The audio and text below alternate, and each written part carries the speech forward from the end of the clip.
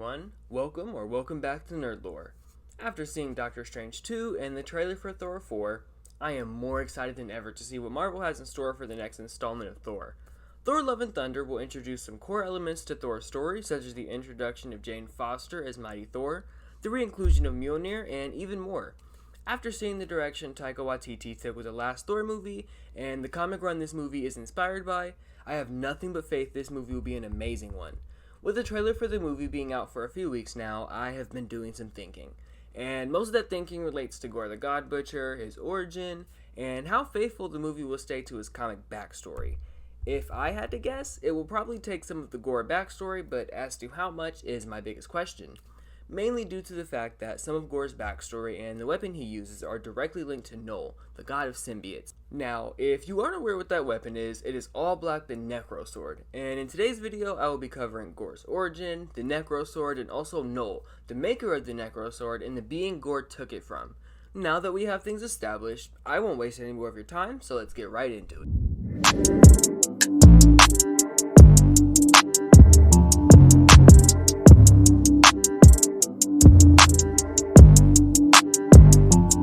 So, if you're anything like me, you have definitely been wondering how the MCU will introduce Gorr and how exactly they will write his character and backstory.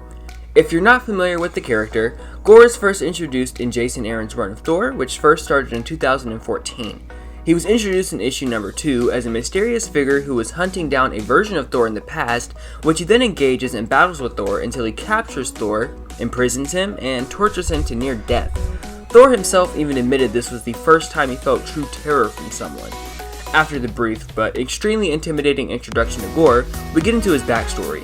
What we find out is that Gorr is from an extremely poor planet that has been run almost dry of all resources, even such as water. His people are extreme believers of the gods and hope that someday the gods will come and save his people from the planet and their despair. They still believe there are even heavens they will go to after death. When Gorr was young, he was with his mother searching for resources when she was attacked by wild animals. Gorr got away, but his mom was killed. It cuts to a few years later when Gorr is with his wife who is pregnant. He had been out searching for resources and he comes to bring her food. As this happens, the cliff they are on starts to rumble and Gorr's girlfriend falls to her death. It again cuts to a few months later where, of course, Gorr's son has died in his hands from starvation and Gorr just wants to bury him in the ground. Dude, first of all, this guy is just pure bad luck. Like, it would actually really suck to be around him because everyone around him drops dead. Every single person. I can't even imagine that.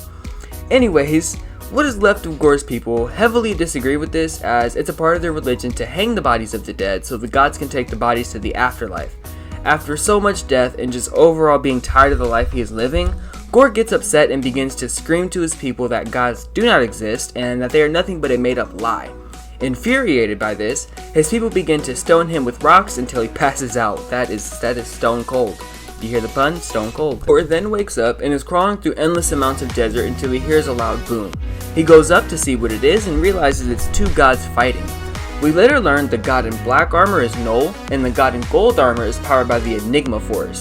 The Enigma Force is a piece of power given to a host by the God of Light, a god brought into creation when the Celestials began to seed life and is the opposite to Knull, as they waged war for eons. The Enigma Force power god has a spear sticking through his chest and is only half dead when he begins to ask Gorr for help. Gorr gets extremely pissed off, not only to find out that gods do in fact exist, but they have also been ignoring his pleas and begins to berate the god when black goo starts to attach itself onto Gorr. Gorr then gains a massive amount of power and flies off into the cosmos to kill endless amounts of more gods. We find out years later this god in black is Knull, the god of symbiotes, and the goo that attached itself to Gorr was the symbiote All Black, the very first symbiote ever created. Now, obviously this origin has some question marks on whether it will be a one-to-one translation of film. Comic stories usually aren't, as Marvel and DC themselves do change things up and adjust the story to fit what they want to do. But my biggest question is if they will introduce the idea of Knull and All Black. With Knull and All Black also comes the symbiotes in their collective hive mind. The idea of there being more symbiotes across the multiverse and them having a hive mind was referenced in the post-credit scene for Spider-Man No Way Home. In the post-credit scene, we see Venom talking to Eddie Brock, where he then tells Eddie about the hive mind and that all the symbiotes across the multiverse through it are connected, uploading all the memories they experienced to the hive mind. This hive mind was clearly a direct reference to Knull. There is one big difference in regards to Venom in the hive mind between the comics and MCU, as in the comics, Venom was not connected to the hive mind and hadn't been for quite some time, explaining his slight differences from other symbiotes. Connecting directly to this hive mind grants the symbiotes various abilities such as flight, enhanced durability, and enhanced strength among other abilities. The biggest drawback connecting so directly is that they can start to be controlled by Knull, as evident by Carnage in the comics. The backstory of Knull is quite interesting, as he was born before the universe was itself. Being born in the void of nothingness that existed before the universe, Knull was awoken from his sleep when the universe was created and the Celestials began to seed life into it. Enraged by this, Knull then created and forged his first symbiote titled All Black, who he used alternatively as the Necro Sword, which has been labeled as the God Killer throughout time. All Black, being the first symbiote ever created, has some slight differences from some of the other more modern symbiotes like Venom or Carnage. Unlike most of the other symbiotes, All Black does not speak or talk, but it is still sentient. It also does not inhabit its user in the traditional sense like other symbiotes, instead opting to just surround its user and to form as various weapons to help its user in battle, most notably forming as the Necro Sword. As seen while Gorr used the weapon himself, he was also able to create various symbiote creatures on his behalf who were willing to fight and kill for him. Knull eventually waged war on the Celestials, even beheading one of them at one point. I've seen so many theories that if they do introduce Knull in the MCU, that they could so easily write off Knowhere as the head of a Celestial that Knull killed.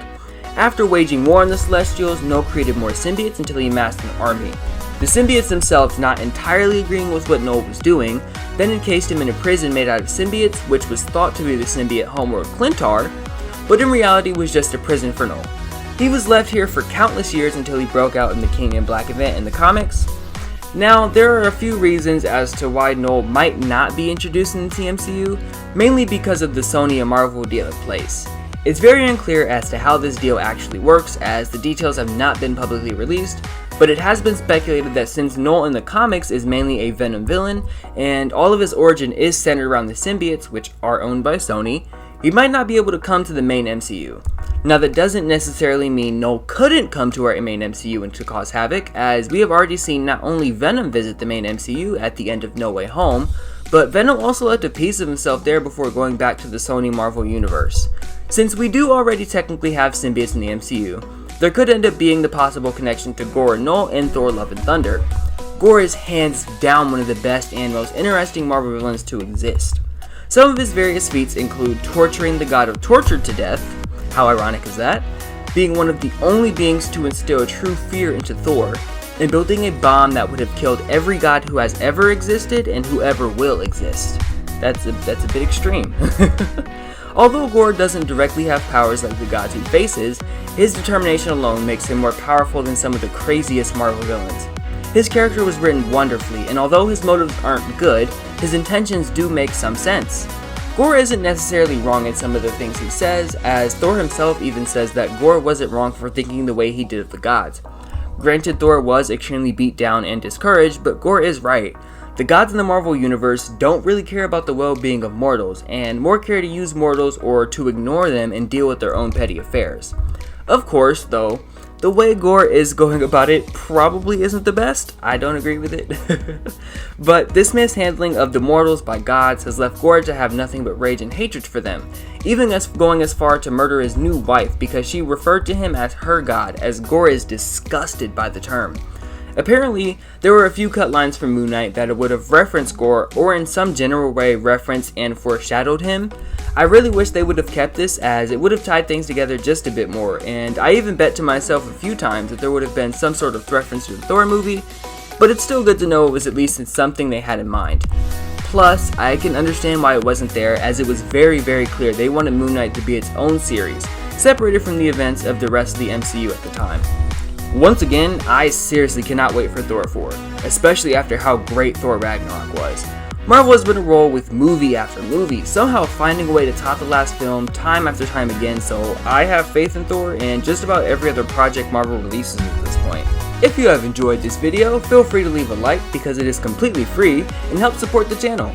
Also, if you're looking for more Thor Love and Thunder or more Marvel content, subscribe too, as I also deliver daily nerd related content.